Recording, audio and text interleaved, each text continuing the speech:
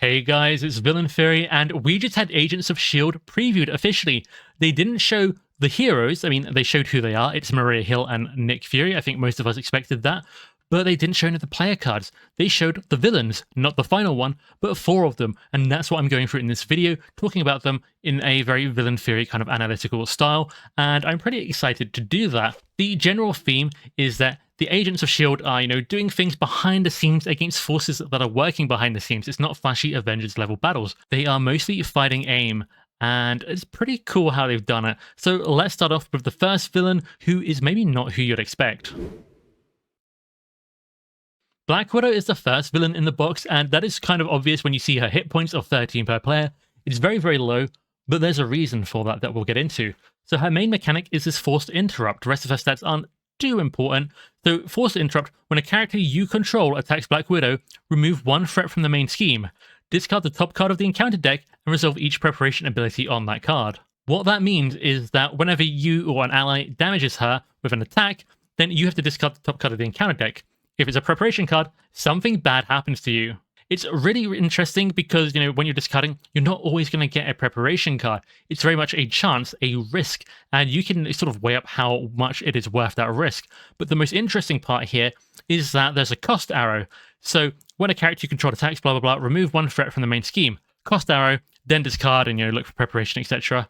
So if you cannot fulfill what comes before the cost arrow, what comes after it does not take effect. The cost has to be met. Long story short, keep the main scheme on 0 and you're not getting any preparation cards. Let the main scheme get out of control, and Black Widow, and this is the Yelena version, she's going to be very well prepared for you. The preparations in question here, we have Aim Grunt, which is a minion that's a preparation. I think that's really interesting. As your encounter card, he's a 1 scheme, 1 attack, 5 hit point guard minion, so not very threatening, but he is going to stop you hurting the villain, and that's partly why I think they gave her low hit points, because you're going to be seeing a few of these guys, I have no doubt. If you discard him when you're looking for preparation, he has the preparation effect. It kind of looks like a boost effect, but it's not a boost effect. What happens is he enters play engage with you, then the attack against Black Widow that, triggered him as a preparation, the attack goes against him instead, which is really interesting. So again, he's protecting Black Widow that way, again, making up for those low hit points a little bit. In a similar vein, we've got Stun Net. As an encounter card revealed, you attach it to your identity, and then your character cannot attack. It makes up for her having those low hit points a little bit, because to get rid of it, you just exhaust the character you control, just like the inhibitor collar from the military grade mod set. That's, part of the M.O.D.O.K siege and things scenario. So that's not too bad. This is very, very easy, but as a preparation, after this attack, attach this card to the attacking character. What's really interesting is that as an encounter card, Stun Net is hitting your hero, but as a preparation, it could be hitting an ally, where otherwise it would not normally be able to hit that ally. So that's pretty interesting as well. These two are not that bad in the grand scheme of things. But let's go back to Black Widow and look at her version of Attack Acrobatics, which is a Black Widow card, from the hero, and this one is pretty terrifying. So when it's revealed as your encounter card, you have to change from alter ego form if you're alter ego form. So you could, I've got no allies out to block or anything, I'm at low health, I'll flip down, I'm safe. No, she's going to change you back to hero form. Then she's going to attack you with a second boost card. This is kind of a game-ending card. It's kind of spicy to see this in the first villain in a box, but she does only have 1 attack on standard mode, so you should be relatively okay most of the time. You'll just have to play the scenario, keeping in mind that she has attack acrobatics that could pull you out of alter ego. If it's a preparation, it kind of gets better and kind of gets worse. On standard mode, it just prevents the damage that you would deal when attacking Black Widow. So yeah, you don't get to damage Black Widow, but nothing else bad happens to you. On expert mode, she deals the damage that you were dealing to Black Widow back at you. So if I use Swinging Web Kick as Peter Parker on Black Widow, trying to deal 8 damage to her, but there's a threat on the main scheme, and I, discard a card and, oh, here it is, it's that acrobatics. Basically, I'm dealing 8 damage back to myself. That is terrifying, and that is where the big threat, I think, in this scenario is going to be, in these preparations catching you at the wrong time. Again, standard doesn't seem quite as bad, but attack acrobatics when revealed effect is still very, very scary, so be warned. Low hit points, but things are going to protect her, and that's the Black Widow scenario. As long as you keep the main scheme under control, you're pretty safe, unless attack acrobatics comes up and you're in danger. Batrock is our next villain, and he's really, really interesting. This kind of Robin Hood ninja-looking guy, martial artist. It's a stealth scenario, and that's represented by, as you can see on his force response, when he attacks, place 1 threat on alert level. Alert level we'll look at next is very, very interesting, but basically you're trying to keep the alert level down, which will in turn keep the encounter cards weaker and basically make things go more in your favor than in the enemy's favor. You need to sneak around and take out minions in different ways, and we'll look at that in a second. So long story short, him attacking you is bad, which is going to incentivize going alter ego or stunning him, or mixing up both of those. That's going to be really, really useful here, and we'll see stuns are useful for another reason very soon. He's got a forced interrupt, however. When defeated, reset his hit points to 8, then remove a 6 threat from the main scheme, and you'll notice he only has 8 hit points. This is really interesting. So he's very much from the M.O.D.O.K school of design. You can defeat him as many times as you like. That won't win you the game, but what he does might win you the game. And it's also very much from the Collector school as well, because Collector 2, which is a good scenario, let's not talk about Collector 1, which is not my personal favorite, even if it does have some interesting choices, etc.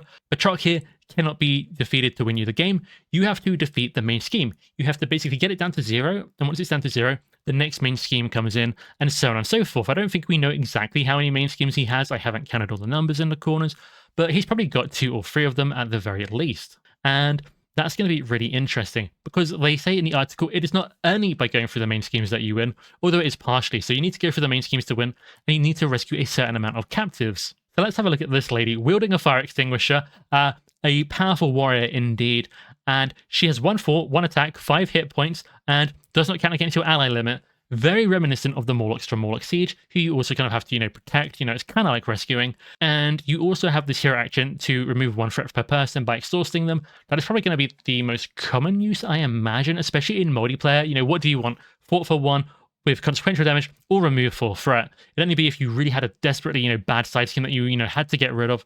But yeah, you're going to be just using these to help remove threat, I think. The more you rescue, the more of them you can use to remove threat. So I think the scenario will maybe pick up speed toward the end, but it's not made quite clear how you rescue them. Nelson, in our live reaction, wondered if, when you flip the main scheme, do you get one? I feel like maybe, but I feel like there might be some other ways as well in the scenario. It could be a bit of both, so we'll see. So let's take a look at that alert level now. So here's the alert level. It's got the low trait, and on the other side, I'm almost 100% sure it will have the high trait, because we see it sort of the high alert sort of reference on other cards. So Batrock, when he attacks, will put a threat on here. If there's at least 4 threat per person, remove all threat, flip the card, so you go from low alert to high alert. Force response, after a character is defeated, except by consequential damage, place 1 threat here. This is saying you can still use your allies, to attack or fort, but not to block. But it's also after a character is defeated. When you defeat a minion, it's also adding threat here. Long story short here is that you do not want to defeat minions in this scenario, which is going to punish you on the alert level. You can get the alert level down by paying a resource, and it's not limited by, exhausting it, so you could just keep paying resources to keep bringing it down. But I think the sort of ideal solution is not to raise it in the first place. So how do you defeat minions without defeating them? Well, the answer is a new keyword. Here's Embassy Guard, one of the minions from this scenario. One scheme, 2 attack, 3 hit points, aim trait. He has the Guard and Vulnerable keyword. This is a new keyword that means when you stun or confuse that character, they get discarded. So Embassy Guard actually has a when defeated effect, place 1 threat on alert level. So that will combine with alert level's own force response. When Embassy Guard is defeated, 2 threats getting put on alert level. That's really bad. So how do you defeat an Embassy Guard without actually defeating them? Well, you discard them. Putting the stun or confuse on discards the minion. It doesn't defeat the minion. They're different. Defeating also discards the minion, but they are kind of separate things. Discarding is just removing it without any of the when defeated steps taking place. This is really good and really thematic. What vulnerable really means is that you can kind of, do a stealth takedown, basically. You can knock them out through other means rather than pure damage. I think it's super thematic and really makes this a proper stealth scenario. I think they've done a wonderful job with this. I really like that. Overall, to me, the Batrock scenario looks really, really unique, honestly. I love the idea, you're sneaking around, you don't want to defeat minions, you don't want to get hit by the villain, you're trying to lay low. And I hope they play into it even more with more encounter cards. I think it's going to be a little bit different. Maybe, it won't feel like your regular scenario, but I think that's a good thing. It's going to feel like its own special challenge, and I'm all here for it. We all knew M.O.D.O.K was going to be a villain as soon as they included AIM here. And look at this guy. He's got the aerial, cyborg, and psionic trait. This is just perfect for Rogue. But as a villain himself, Retaliate 1, someone in Nelson's chat when we did a live reaction said maybe he has Retaliate 2 on his other side, like he does in a Doomsday Chair modular that comes with a Corsair, which would be a fun nod, so we'll see about that. But what's really interesting here is that very much like Batrock, his health doesn't scale per player. It's a flat, kind of low value. It's 10. And When you defeat him, instead of defeating him, something else happens instead, and then his health gets restored. But rather than remove threat, like Batrock does, styled on the Collector 2 scenario. But what happens here is if a holding cell is in play, remove 2 lock counters for it and reset his hit points. Otherwise, the players win the game. So you keep defeating him, keep getting these lock counters removed from holding cells, unlocking them, and once they're all unlocked, it looks like you defeat him by just then damaging him again. And yeah, that's going to be really, really interesting to play with because the holding cells are, there's a little bit more than meets the eye. So one of them here, it says it has 2 lock counters on it. When the last lock counter is removed from here, flip this card and put Sarah Garza into play under any player's control. And we'll look at her in a second, but you can basically defeat M.O.D.O.K to remove lock counters from here. And in solo play, you only need to defeat him once to do that. So 10 damage defeats holding cell. Or you can do the hero action, spend a wild or spend 3 resources of any type, and you get to remove a lock counter. So 2 wild resources will get you into the holding cell. So spending 3 resources is way more expensive than spending a wild, but maybe it's better than hitting M.O.D.O.K because M.O.D.O.K has that retaliate. So yeah, maybe it wouldn't take me 6 resources to defeat M.O.D.O.K normally, but it's not a great difference and I am getting damage for that. So I think spending the 3 resources is actually maybe a better deal than you'd expect, but that wild resource is so efficient here, that's going to be really desirable. Domino's going to do very well. This doesn't exhaust, so you can just spend a wild, boom, you've unlocked the holding cell in solo play. And then you get Sarah Garza. Sarah Garza is really good. 2 fort, 2 attack, 5 hit points. Doesn't count against your ally limit. Has overkill and range. They just threw everything onto her. And the inhuman inclusion in this expansion is really, really fascinating. Her force response is after she leaves play, flip it and place it back on the bottom of the holding cell deck. Now, since she has the rescued trait, makes me think the other side is maybe the captive trait. Now, the concept of the holding cell deck is really interesting. The way I think it's going to work is the first time you defeat a holding cell, it's going to be that one they showed there. And you're always going to get Sarah Garza. Then it flips, I think it's going to be another kind of holding cell. And I think it's going to stick around until you meet a certain condition. And I don't know what that condition is, but basically if she's defeated, she gets recaptured and you're going to have to go through the holding cells and, through the deck until you get her. Maybe a little bit like Spiral, which Nelson pointed out in his live stream. Trying to find the cornered Spiral. Now you're trying to find Sarah Garza and get her back out. Maybe something like that. Not 100% sure. But basically there are multiple holding cells or multiple times you need to get through a holding cell. There's a deck of different characters you can get. Another one is Flying Inhuman. 2 fort, 1 attack with a response that lets you remove another threat. Is really, really good. So you're really happy to rescue this guy, even if he's not who you're looking for. And again, if he's defeated, rather than lose a game, like in some scenarios where you're protecting allies and that, in this one, they just go back in the deck, the holding cell deck, you have to rescue them again, which is really, really fun. Now, I want you to look at this Flying Inhuman, and then look at the next card that replaces him here, Flying Upgrade.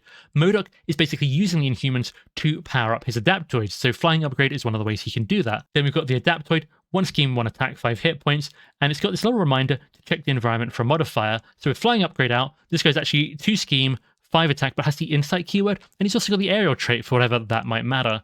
So it's really interesting how they're going to adapt and get these different things. There's going to be multiple environments that could be out, and I think the longer the scenario goes on, the more of them you're going to see, so you're kind of motivated to go a little bit quickly here. Quite similar to the Mojo Mania scenarios that Tony, the lead designer on this project, also designed, which is really interesting. I think these ideas are so good they can be used again in different ways. I actually really like this. When defeated, the Adaptoid says you get to remove 1 all-purpose counter from an environment.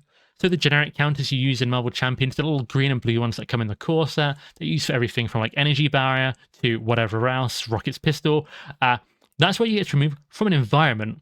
There are no current environments in the game that have counters on that I can think of, at least that could be put into this scenario. My initial thought was you could take a counter of Flying Upgrade or something, and that would somehow remove it, but it doesn't say it has counters on there, nothing like that.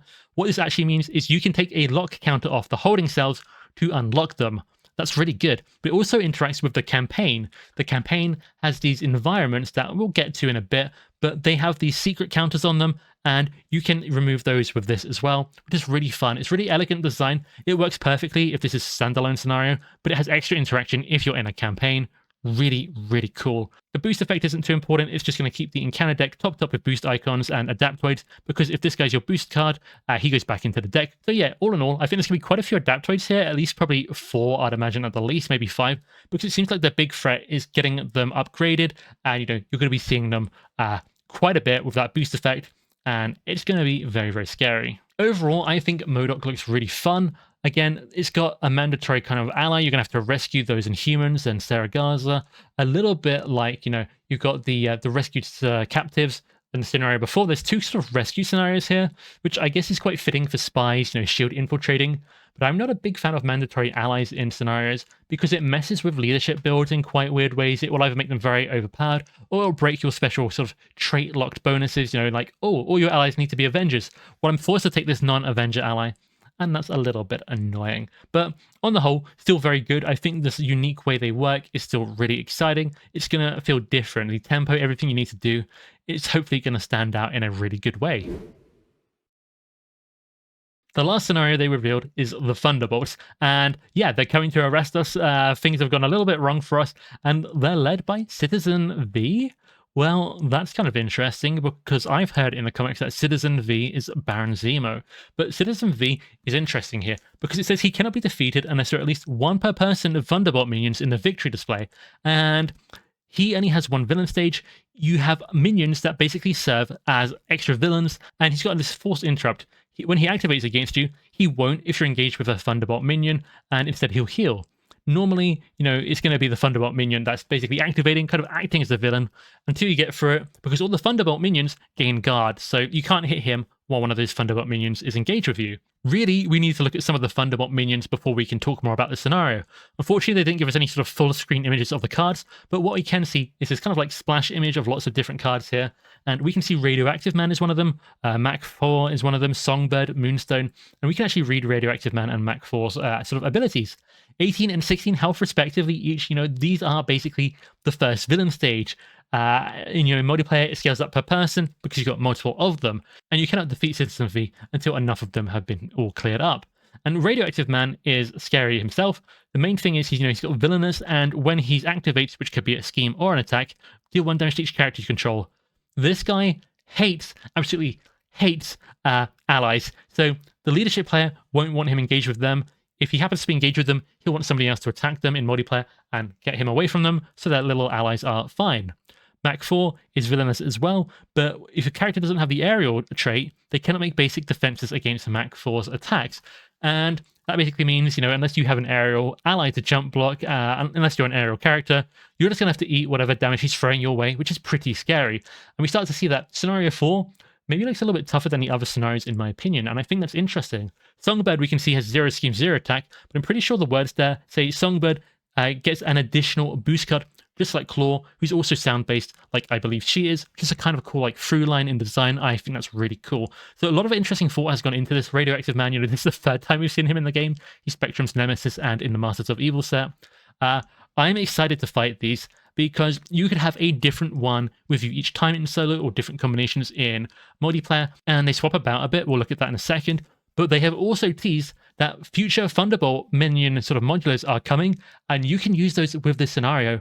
I believe they're going to be with the hero packs for this wave of content. I would be extremely surprised if we didn't, let's say, maybe get a Winter Soldier hero with a Winter Soldier Thunderbolt character. The timing of this is so good with the MCU, let me just say that. So let's look at that next card. We have Thunderbolt Backup, which is very wordy, so stay with me here. So, Forced Interrupt. When the round ends, attach the Thunderbolt minion with the most damage here, swapping it with the minion already attached here, if any. Heal 1 damage from the attached minion. So basically, let's say you're in 4-player, everyone has a Thunderbolt minion out perhaps, it's going to look for which one has the most damage on, that's going to get attached here, and whichever one was attached there comes back out. So they go there to heal, and then they, come back out, so, it's kind of a reinforcements or, downtime kind of thing. Really like that.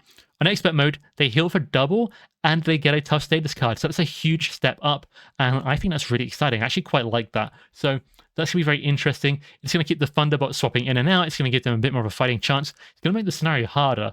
And this is maybe my most anticipated scenario of this box. I think this one and Black Widow, I think they're a bit more of the typical scenarios. I think they'll suit a lot of different deck types and heroes, whereas the other two look a little bit more weird, but they're also going to be more interesting and unique in that respect. So yeah, there's a lot of good stuff here, guys. Really excited for this. So really, the Thunderbolts is going to function basically like a multi-villain scenario, except the other villains are just minions, just really big minions. And you could take those modular sets to other scenarios, and you just have this one really big minion at risk of coming out, and they at least have victory, so if you manage to defeat them, you're fine. But yeah, really tough modular sets those are bound to be, which is also kind of exciting. If you don't like them, it's just, hey, just use them as part of the scenario. If you do like them, then you're in luck, and I definitely like harder mod sets. The last thing to talk about is campaign mode, and I am famously not a fan of campaigns in Marvel Champions. I love the game, but the campaigns, just not for me. I prefer to play standalone. The core set doesn't even have a campaign. I think the game was primarily designed for standalone play, and yet this campaign looks really good. I think this might be maybe one of the best ones yet. What happens are there are these different officers, and basically one of them is the traitor. One of them is actually working with the enemy. So you have an envelope, and sealed inside it will be which one is the actual culprit. And you can reseal it. You can change that up. Every time you play through the campaign, the culprit, the traitor, is going to be a different person, which is really interesting. So it could be the medical officer, the surveillance officer, the tactical officer, and so on. And it'll be sealed in that envelope, and you won't know until the game tells you to open it. So as you go through the campaign, you're trying to gather up evidence and try to figure out who it actually is. But if you, let's say, maybe accuse or annoy the wrong person too much, they might just start working against you anyway. Might turn them against you. So that's very, very bad news. And it's pretty interesting how they work. They basically get secret counters on them, and if they get too many, they flip and turn against you. You can remove secret counters, though, by spending 2 resources of the corresponding type, and yeah, you get to remove a secret. And you get a kind of benefit sort of related to them. So the medical officer will heal a character, the surveillance officer removes threat, so on and so forth. What does it look like if they turn against you? Well, it looks a bit like this. Chief Tactical Officer, normally you can spend resources, physicals, to get the counters down, deal 2 damage to an enemy. If the counters get too high, she flips, becomes an attachment, and now she's attached to the villain permanently and is going to help them damage you. And that is really bad news. Very scary stuff here. It gives a stat boost as well as the force response, and I'm pretty sure that's going to be the same for the other ones we've seen, and I assume it's going to be sort of a leadership one. These are sort of based on the team cards. So, we have tact, team, and aggression. That's why the tactical officer here has the red background and does damage. And yeah, really exciting stuff. This is what the Adaptoid in M.O.D.O.K has interaction with, because it gets to remove an all-purpose token from an environment. Well, Chief Tactical Officer is an environment, and the secret counters will be an all-purpose token in the game terms. So the Adaptoid, when you defeat it, will let you take a secret off the tactical officer, which is really, really cool. So it's just such elegant design. I'm a huge, huge fan of it. And I'm a huge fan of the replayability, both, in the Thunderbolts scenario, with the campaign here. It seems like Tony has gone out of his way to do such a good job with that, which makes me incredibly grateful as someone who plays this game a ridiculous amount. So that's amazing. Fantastic. Now, we get to see something else related to the campaign a bit here. It shows us this image. You've got the evidence card front, and then you've got means, motive, and opportunity for the card backs. And it's really interesting. So you're going to find different evidence cards, and they're going to give you different setup abilities in the scenarios. And also they've got icons on the back, which I assume you can use to help figure out who is actually the culprit, the traitor. But wiretap, let's look at it closer. It's very hard to see because they give us a very kind of, low resolution image. When you expand it, you can read it, but it's very choppy. So I've done some, my own manual Google Translate from awfully pixelated to actually readable. And wiretap says setup. Each player may add 1 secret counter to a board member environment to search their collection for a different Justice ally and shuffle it into their deck. What this means is that you can start with more secret counters on the board member, on the shield, officer, and get a benefit for it. But of course, if they have more secrets starting on them, they're more in danger of, turning over to help the enemy and betraying you that way. So that is pretty scary. And you can take a second sort of secret counter added onto the board member, to the, tactical officer or whatever, to search the deck for that Justice ally, or a Justice ally actually, and add it to their hand. Now, I really like this card design because each player may add a secret, they may do this, they may go and find the ally. You can take the risk if you want the benefit, or you can ignore it if you don't think it's beneficial.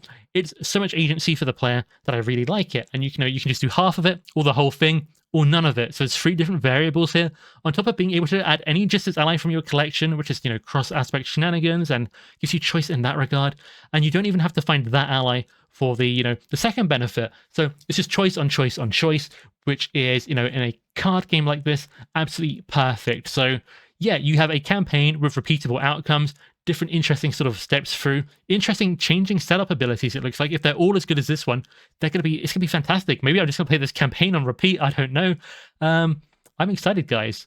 So I realized I also forgot to talk about the silhouettes at the end of the article. So here they are. These are going to be the hero packs in the next wave. And they say featuring a mixture of shield members and a couple of surprises. And a couple to me means 2 at least. So probably 2 of these will be shield, 2 of them won't. The popular opinion, as I understand it, is that it's Shuri on the left, It's Sam Wilson as Falcon or Captain America. The third one along. The fourth one at the end is actually maybe Winter Soldier, because he actually has a cap, believe it or not. And that just kind of leaves the second one as a question mark to me, and I haven't been quite convinced from what I've seen from anyone, and I have honestly no suggestions. If Sam and Bucky are going to be S.H.I.E.L.D., then Shuri's probably not. I think they could all be Avengers. I don't know who this is. If you have ideas in the comments, let me know. Let me know if you have different ideas about who they could be. Genuinely curious. That really brings us to the end of the video. We looked at Black Widow with her preparation, so keep the main scheme down is the aim of the game there. Then we've got Batrock, and the aim of the game is kind of actually to get through his main scheme. So 2 main schemes that you're heavily motivated to get down to 0, but it isn't just a case of, oh, I need to shove all this threat away so the game doesn't end. You're not just avoiding this lost condition without progressing the game forward. It actually helps you with something else against Black Widow, and it actually does help you win the game against Batrock. So I actually love that design. I think that's fascinating. M.O.D.O.K, you get to rescue captives as well there, but what really excites me, I think, is the adaptoids, how they're going to keep growing in power. You're going to have to adapt to how they adapt, and you have to go far so they don't overwhelm you. I think that's exciting. Again, I just love how they kind of, the adaptoids really interact with the campaign stuff as well. I think they've done such an elegant design job that I really cannot overstate it. Then you got the Thunderbolts. It's multi-villains, but it's not multi-villains. I kind of love it. There's so much variety there. Very much like On the Run, more like Siege. I'm just excited for all these different minions that act like villains, that kind of swap about, that you might not see all of them in one playthrough, so play it again. That we are going to get modulars, probably, as with the hero packs. They're going to let us change it up and give us even more customization as we go. That's fantastic. I wish more scenarios did that kind of thing, had more meaningful interactions with modular sets. Awesome stuff. So I really have very little negative to say. Like I say, the mandatory scenario allies with Batrock and M.O.D.O.K doesn't thrill me, but we'll see how that plays out. And hopefully it's only 2 of the 5 scenarios, so it's fine for those, not too bad. Not everyone's always going to have an ally. In multiplayer, it doesn't say anything like, oh, everyone just get a rescued captive. So maybe if it would mess you up in leadership, you can just have somebody else do it. Solo play, yeah, maybe it's more of a problem, but yeah, at least it's better that it affects one player count than all player counts like that. And on the whole, I do think even, aside from that, it looks fantastic. Really fun stuff. I think the reason they didn't show the heroes in this one or the 5th villain, this is the smallest reveal of an expansion we've ever had, is because these 4 villains are so good, so interesting baseline. They could afford to do that, and they won't hurt the hype too much for not including stuff. And then I've got 2 reveals, so I mean, it makes sense to me. If I was running the business, hey, I think that's a great move. So yeah, let me know in the comments, which is your favorite of these? Who are you looking forward to the most? What is your favorite villain mechanic that you've seen here? What do you think of the campaign stuff shown? And yeah, throw a like on the video if you enjoyed it, subscribe if you want to see more. So yeah, I hope you guys are looking forward to Agents of S.H.I.E.L.D. I know a lot of people weren't that keen on, oh, it's S.H.I.E.L.D. I wanted Daredevil, which, I wanted Daredevil. I think this looks amazing. The theme is so strong. We've got Black Widow preparations. We've got a stealth thing, rescuing captives. Then we've got the Thunderbolts coming to arrest us. I mean, really interesting stuff here. And yeah, see you in the next one, guys. Bye.